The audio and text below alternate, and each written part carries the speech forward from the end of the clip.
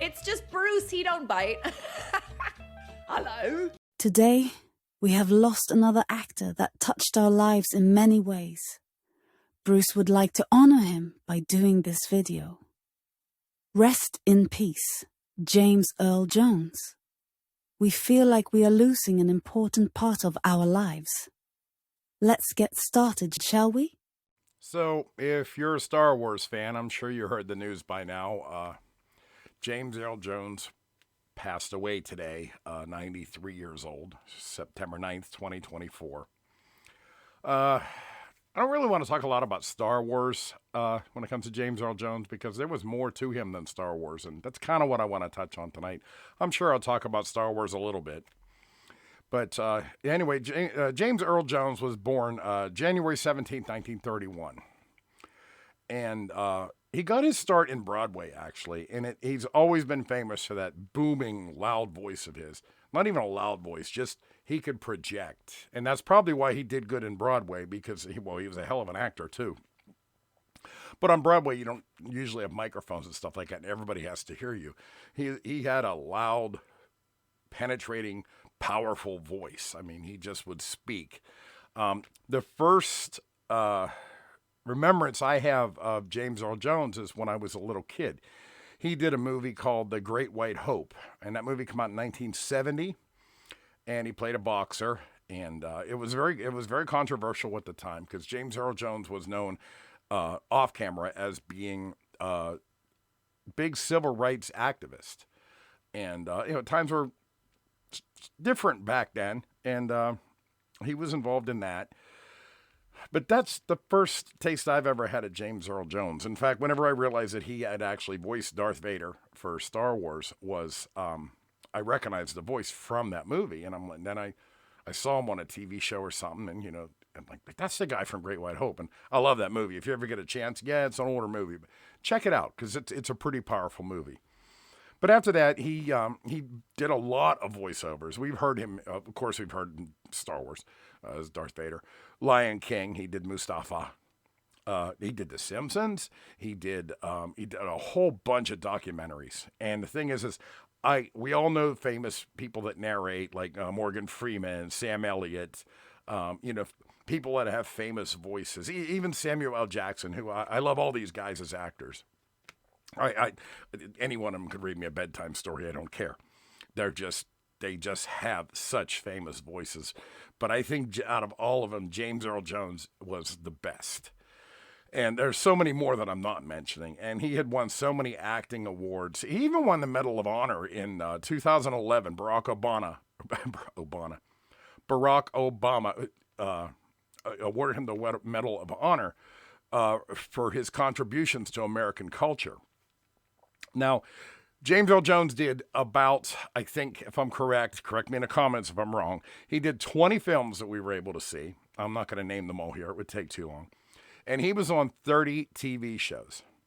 But also the thing about James Earl Jones in person, I've met a lot of celebrities in my lifetime, but I've never had the pleasure of meeting James Earl Jones. But from my understanding and my research, he always would take the time to sit down and talk Star Wars or about his career with fans. He wasn't like a snob, he didn't have an attitude. He loved talking to the people.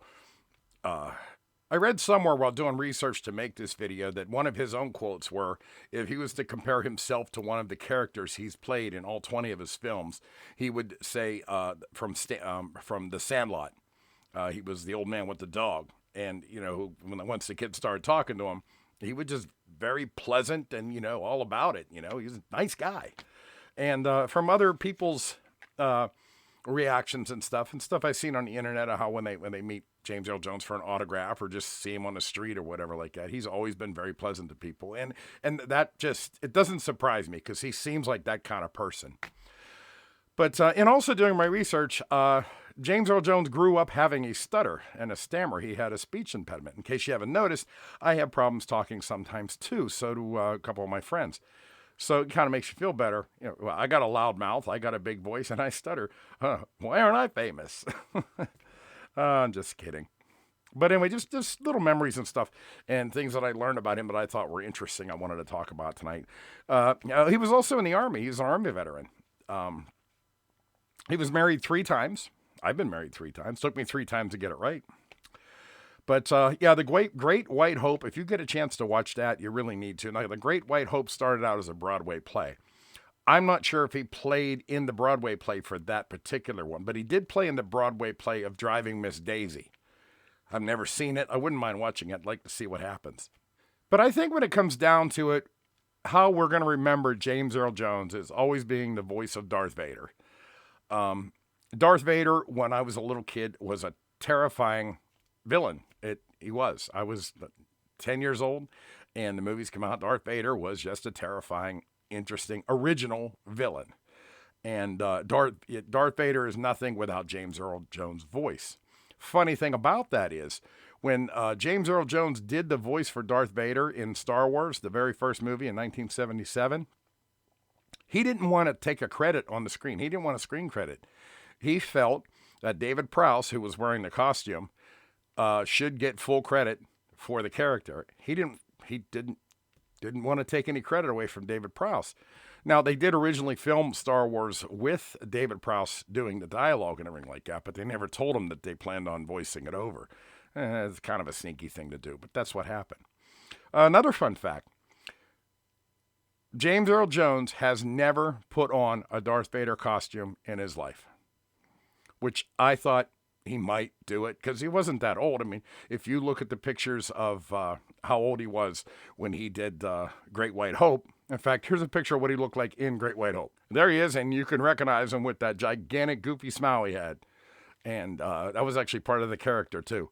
But, yeah, he was built. That's maybe not a good picture. You can see he was a lot skinnier. He probably would have been fine in the Darth Vader costume, but he never did it for a promo. He never did it in the movie, of course. I just thought that was interesting. You know, a character you've always played, not even dressing up for Halloween, as far as I'm concerned. It's not that he hated the character. He just always felt that was David Prowse's thing. Okay, I can respect that. And one last thing I forgot to mention is in 1957 is when he started his Broadway career. And the first play he was in was called Sunrise at Campobello. Never seen it. I think I'm going to research it, though. Maybe I can find some old footage. Kind of curious.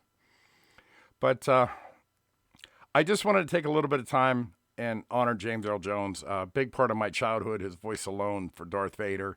And I like to watch old movies. That's how I knew about The Great White Hope, because it came up when I was 2. But I did watch it in the 70s and 80s on, TV and reruns and stuff like that. I just like old movies and history. We're really gonna miss James Earl Jones. But hey, 93 years old. They haven't released the cause of death yet. 93 years old. I'm guessing it's probably natural, and it's a shame that he's gone. But I'll always remember him as Darth Vader, and from The Great White Hope. Just me. And The Sandlot, too. The Sandlot was a good movie. You can check that out, too, if you get a chance. So anyway, I just want to take some time, pay some respect, and you'll be missed, man. You will be missed. So with that said, bye.